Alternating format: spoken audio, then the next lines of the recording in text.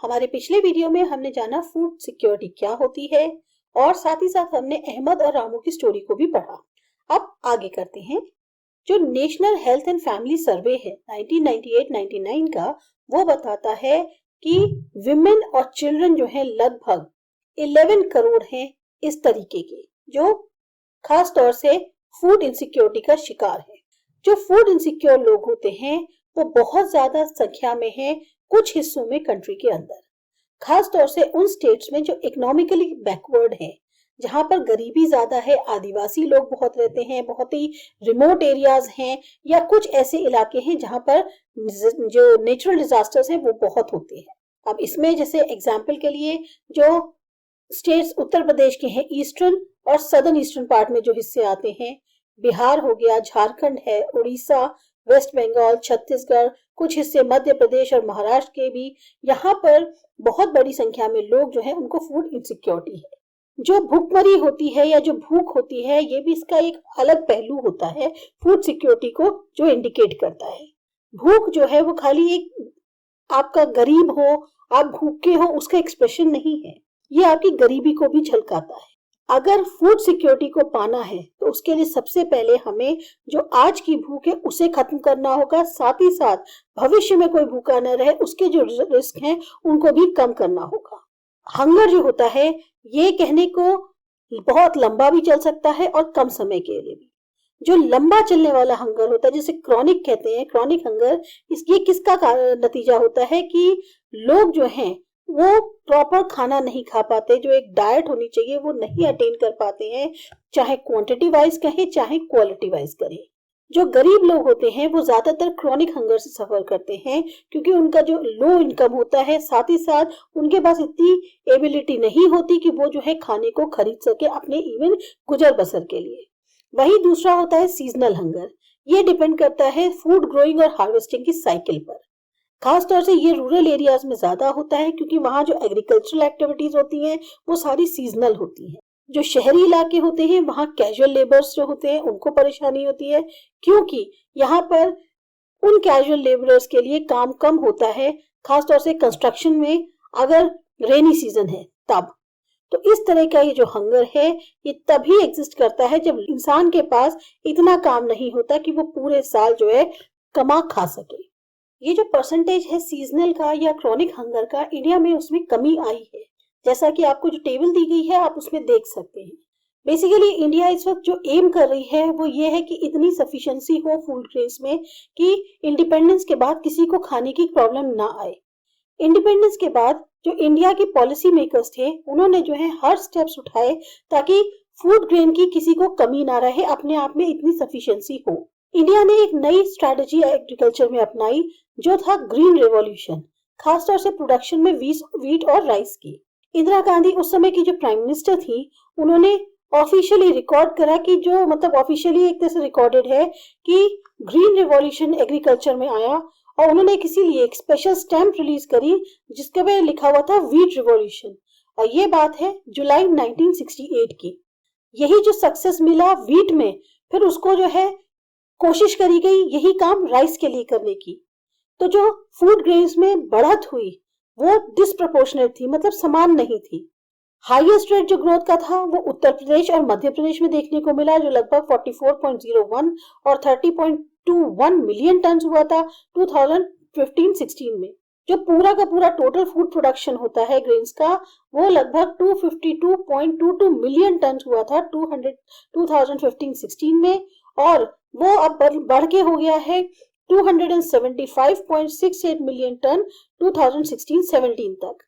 उत्तर प्रदेश और मध्य प्रदेश रिकॉर्ड कर रहे हैं अपने स्टेट्स में सबसे ज्यादा प्रोडक्शन, खासतौर से गेहूं की पैदावार में, जो लगभग 26.87 और 17.69 मिलियन टन हुआ था 2015-2016 में। वेस्ट बंगाल और यूपी में जो है अच्छी पैदावार हुई राइस की, 15.75 और 12.5 मिलियन टन 2015-16 के अंदर। फिर आता है फूड सिक्योरिटी इन इंडिया। जब से ये ग्रीन रेवोल्यूशन आया है अर्ली 1970 से, तब से हमारी कंट्री में अकाल नहीं बढ़ा, चाहे कैसी भी मौसम की हालात हो। इंडिया अपने आप में इतना सेल्फ सफिशिएंट हो गया फूड ग्रेन्स के मामले में पिछले 30 सालों के अंदर, क्योंकि बहुत वैरायटी जो क्रॉप्स की थी वो हमारे यहाँ पूरी कंट्री में उसकी पैदावार होने लग गई थी। ये जो अवेलेबिलिटी है फूड ग्रेन्स की कंट्री लेवल पे, इसको इससे भी इंश्योर किया गया कि जो फूड सिक्योरिटी के मतलब जैसे सिस्टम को डिजाइन किया गवर्नमेंट के द्वारा, वो भी बहुत ज्यादा ध्यान रख के और केयरफुली उसको डिजाइन किया गया। अब इस सिस्टम में जो है दो कंपोनेंट्स थे, एक था बफर स्टॉक, एक है पब्लिक डिस्ट्रीब्यूशन सिस्टम। सबसे पहले आता है कि बफर स्टॉक क्या होता है। बफर स्टॉक जो है फूड ग्रेन्स का स्टॉक कहलाता है, यानी जो हम फूड ग्रेन्स को इकट्ठा करते हैं उसको हम बफर स्टॉक कहते हैं, जिसमें मोस्टली व्हीट और राइस शामिल है। ये जो है गवर्नमेंट द्वारा एक तरह से स्टोर किया जाता है फूड कॉर्पोरेशन ऑफ इंडिया की मदद से। फूड कॉर्पोरेशन ऑफ इंडिया जो है वो व्हीट और राइस जो है फार्मर्स से स्टेट में खरीदता है, जहां पर बहुत ज्यादा अत्यधिक पैदावार होती है। फार्मर्स को जो है एक पहले से जो प्राइस तय होते हैं वो उनको उनके अनाज के लिए दे दिए जाते हैं। ये जो प्राइस होता है इसको कहते हैं मिनिमम सपोर्ट प्राइस। अब ये जो मिनिमम सपोर्ट प्राइस है इसे डिक्लेयर किया जाता है गवर्नमेंट के द्वारा हर साल, मतलब सीजन में जो बीज बोए जाते हैं उससे पहले गवर्नमेंट प्राइस सेट कर देती है, ताकि फार्मर्स को जो है और इंसेंटिव दिए जा सके अगर वो अपनी इस क्रॉप की जो पैदावार है उसको बढ़ाते हैं। तो फिर जो फूड ग्रेन्स खरीदे जाते हैं, इन फूड ग्रेन्स को ग्रेनरीज में स्टोर किया जाता है। अब सवाल यह उठता है कि ये जो बफर स्टॉक है ये गवर्नमेंट क्यों क्रिएट करती है। तो वो इसलिए करती है ताकि जो फूड ग्रेन्स हैं वो उन इलाकों में जहां पर अनाज की कमी है वहां बांटे जा सके, या उस तबके को जो बहुत ही गरीब सेक्शन है सोसाइटी का उसको जो है उस मार्केट प्राइस से भी कम प्राइस में दिए जा सके, और इसी को हम बोलते हैं इश्यू प्राइस। इसकी मदद से जो खाने की कमी है उसकी समस्या जो है दूर होती है, खास तौर से जब मौसम अच्छा नहीं होता, वेदर कंडीशन सही नहीं होती, या जिस टाइम पे कैलामिटी होती है, आपदा आती है, उस टाइम के अंदर। अब हमारा जो अगला टॉपिक है वो है पब्लिक डिस्ट्रीब्यूशन सिस्टम।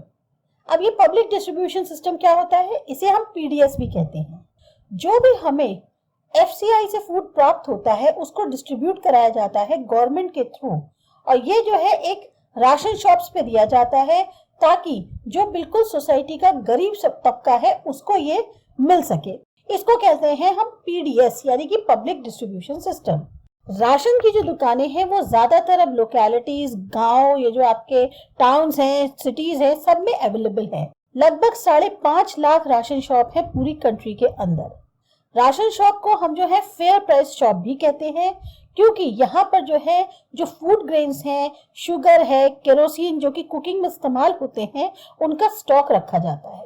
ये जो आइटम्स हैं ये लोगों को बेचे जाते हैं उन दामों पर जो मार्केट प्राइस से काफी कम होते हैं। अगर किसी परिवार के पास राशन कार्ड है तो वो जो है अच्छे से अमाउंट में इन आइटम्स को खरीद सकता है, यानी कि अच्छा अमाउंट मतलब हुआ जैसे भारी मात्रा में 35 किलो अनाज, 5 किलो आपका ये मिट्टी का तेल और 5 किलो के लगभग चीनी, इतना वो राशन कार्ड पे खरीद सकता है हर महीने अपनी पास की राशन की दुकान से। 3 तरह के राशन कार्ड होते हैं। एक है अंत्योदय कार्ड जो बिल्कुल गरीब से भी गरीब है उसके लिए, दूसरा है बीपीएल कार्ड जो बिलो पॉवर्टी लाइन वाले लोग हैं उनके लिए, और एपीएल कार्ड बाकी और लोगों के लिए। जब बंगाल में बहुत ज्यादा अकाल पड़ा था उस टाइम पे राशनिंग की शुरुआत करी गई थी इंडिया में। ये बात है लगभग 1940s की, और ये जो बंगाल में अकाल पड़ा उसी को सोच के जो है राशनिंग की दुकान शुरू करी गई।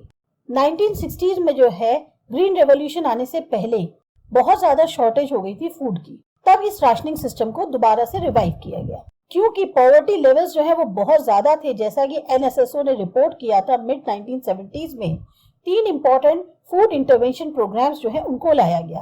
पहला था पीडीएस यानी पब्लिक डिस्ट्रीब्यूशन सिस्टम, जो कि अनाज के लिए था। पहले तो वो शुरुआत में आया ही था लेकिन बाद में उसको काफी मजबूती मिली। दूसरा था इंटीग्रेटेड चाइल्ड डेवलपमेंट सर्विसेज यानी आईसीडीएस, इसको इंट्रोड्यूस किया गया था 1975 में एक्सपेरिमेंटल बेसिस पे। और तीसरा था फूड फॉर वर्क यानी एफएफडब्ल्यू, इसको इंट्रोड्यूस किया गया 1977-78 में। कई और नए प्रोग्राम्स जो हैं उन्हें भी लॉन्च किया गया और कईयों को जो है रिस्ट्रक्चर किया गया जैसा जैसा अनुभव होता जा रहा था उन प्रोग्राम्स को चलाने के बाद।